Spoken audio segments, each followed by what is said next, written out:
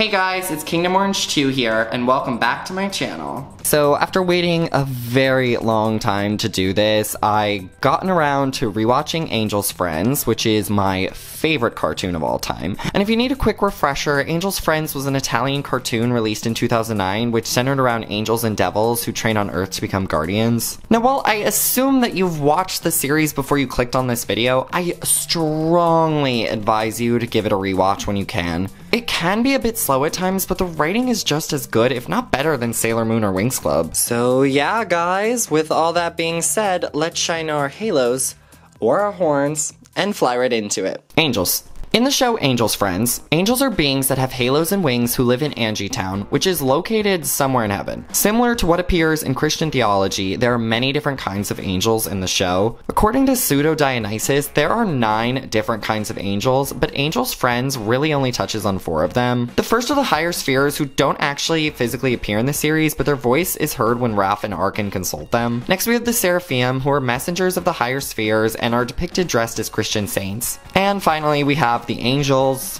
The ones that are the protagonists of this series are 99% angels who travel to the Golden School on Earth to earn their 1% and thus become guardian angels. First of all, I am confused about how angels age. Raph says she's 15 stars old, and in one scene when Dolce says years and stars are the same thing, she's corrected by Cassidy, who tells her that they are completely different. And while I never expected for Angel's Friends to tell us how many years a star is, I would assume it's a couple thousand, especially since we see that Kubral and Cassidy look similar in age when they first start fighting to how they appear in the current time. But if angels age, does this mean they are not technically immortal? Raph often worries about dying in battles with her enemies, which I find weird because I thought angels were supposed to be immortal. However, I suppose these rules of immortality don't really apply in this show, especially since Raph is shown to have 2 angel parents, which technically means that angels do reproduce. The angels are also often shown eating and sleeping and have the potential to become sick, which is something that mortal beings would do in order to survive. Now, one thing that kind of bothered me was just how rude the angels could be sometimes. Mickey and the rest of the angels' friends are always making fun of Gas's weight, and I just feel like that is something that I would never think angels would talk about. However, if you remember, it was Lucifer and his angels who rebelled against God and were thrown out of heaven, which technically means that while angels are inherently good, they are capable of behaving maliciously. Devils.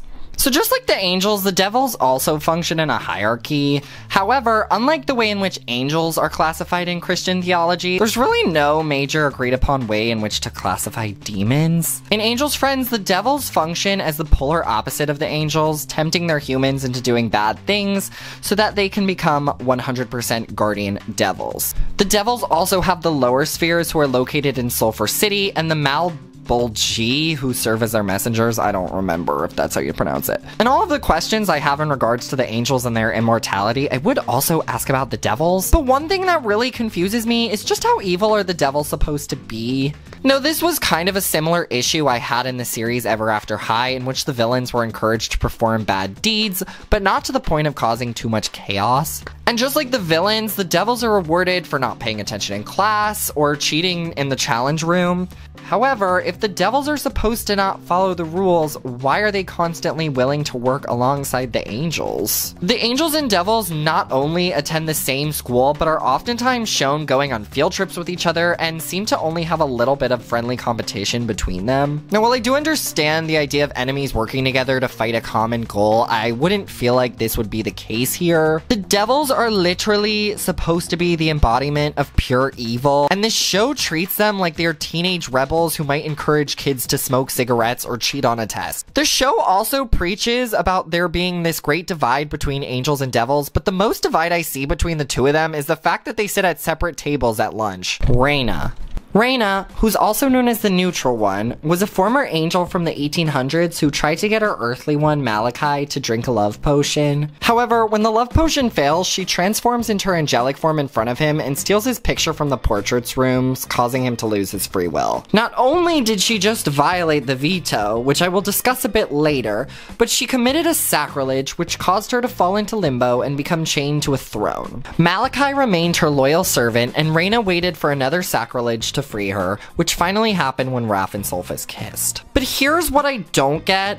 Why was Reyna's sacrilege so great that she was cast into limbo and stripped of her angelic form, but when Raph and Sulfus kissed, nothing really happened? They did get their powers taken away for a bit, but Raph and Sulfus were just going to be expelled from the Golden School and sent back home. And this punishment doesn't even make sense considering Tycho and Sai, who were the first to commit the same sacrilege, got into so much trouble that the angels and the devils exiled them. I do get that all crimes aren't necessarily punished the same way, but you would think for a crime so severe like a sacrilege, they wouldn't just brush it under the rug as easily as they did. Now, one more thing about Reyna that always weirdly bothered me was in regards to the portraits room. So the portraits room, according to Raph, contains millions of pictures that hold the free will of each of the earthly ones. Reyna ends up breaking into the room and stealing all of its portraits. Now, I know this is an animated show, but I find the fact that Reyna was able to steal those million portraits in such a short amount of time and somehow find a place to fit them in her home a bit ridiculous. Also, I don't get if whether or not the portraits rooms contains all the portraits for people who just live in the Golden City or the entire world, because the show will often go back and forth on this. Powers. Just like the many shows I've discussed on this channel in previous videos, Angel's Friends is also a magical girl show. The angels and devils will usually have transformation sequences when they go from angelic to earthly form, or vice versa. Each angel and devil also has different powers and spells which they can use, such as Double Fly, which allows Kabale to duplicate herself, or Hydra Fly, which lets Uri swim super fast underwater. But what I don't really understand is what the rhyme or reason is behind any of these powers. Like, if you take a list of all of the spells a particular character uses, there isn't really any noticeable similarities between them. For example, you could argue that Uri has nature-related attacks, but someone like Raph can make a shield but also think telepathically, so it's kind of all over the place. I don't know, maybe I'm just an idiot, but I'm really confused. Now, at the end of season 1, we were introduced to a new transformation called Prism Fly. And according to Temptal, each angel and devil has a chromatic essence within them that occurs when light passes through a prism.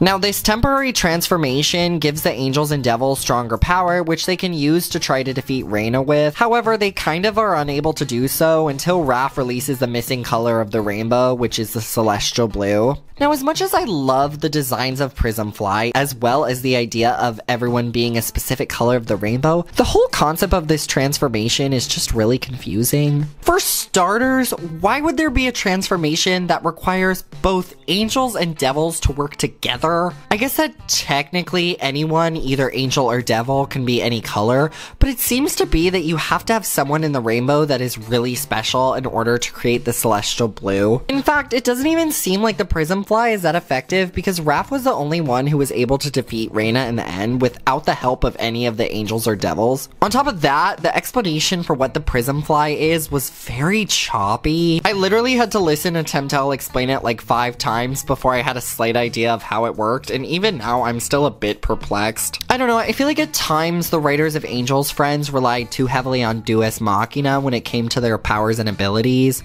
But I can't really blame them, because Angel's Friends isn't the only show guilty of doing this. I'm looking at you, Sailor Moon. Veto.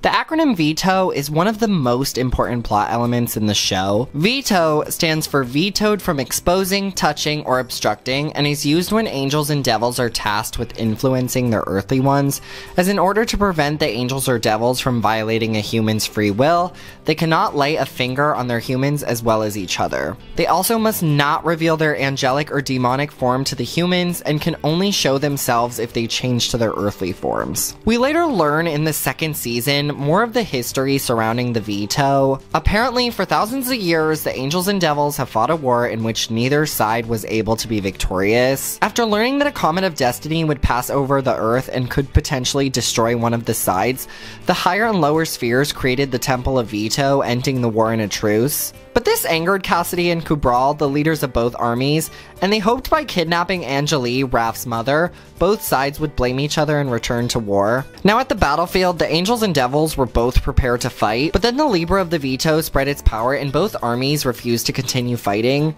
And so for the past 200 years, both Cassidy and Kubral have secretly been working together, trying to locate the mysterious temple of the Veto so that they can destroy the Libra and resume fighting. But here's the thing, the whole Veto storyline can be a bit confusing at times. If the Veto was already in place, why would Cassidy and Kubral think that kidnapping Angeli would reignite the war? Now I know that the Veto doesn't necessarily mean that Angels and Devils can't touch, because throughout the series we see Raph and Sulfus constantly touching each other, and the worst thing that ever really happened to them was an electric shock. So I assume this means that the Veto is more of a law that has some sort of physical ramifications to it. But the Veto has to be more than that, because before the Angels and Devils even began fighting each other again, the scale stopped them from doing so. I don't know, I just felt like the explanation and backstory for the Veto was kind of all over the place, and as more information was being shared with us in regards to Raph's mother and her role in the story, I really started to get more and more confused. Also, if the Angels and Devils thought the Comet of Destiny was going to decide who wins the battle, what was the purpose of fighting anyways? The cliffhanger ending.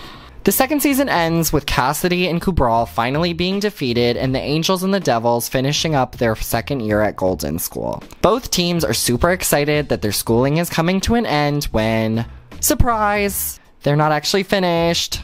They still have 0.1% left to go in their transformation. But Raph and Sulfus decide this is not what they want to do.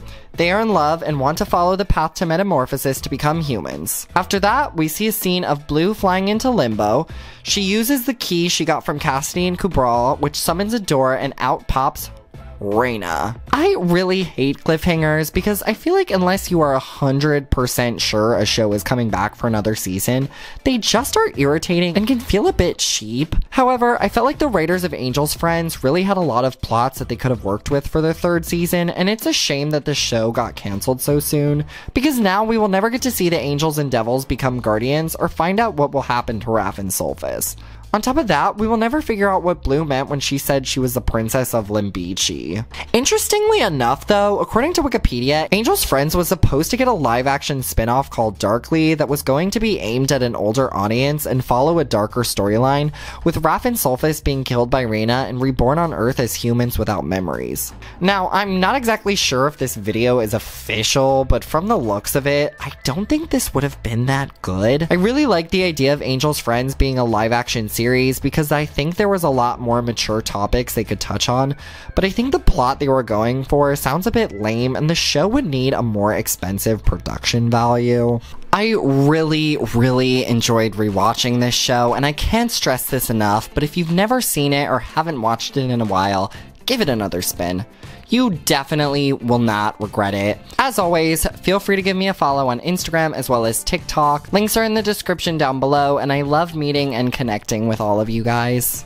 If you liked this video today and want to see more content in the future, make sure you hit that subscribe button and give this video a thumbs up. Thank you guys so much for watching today, and I will see you soon. Bye!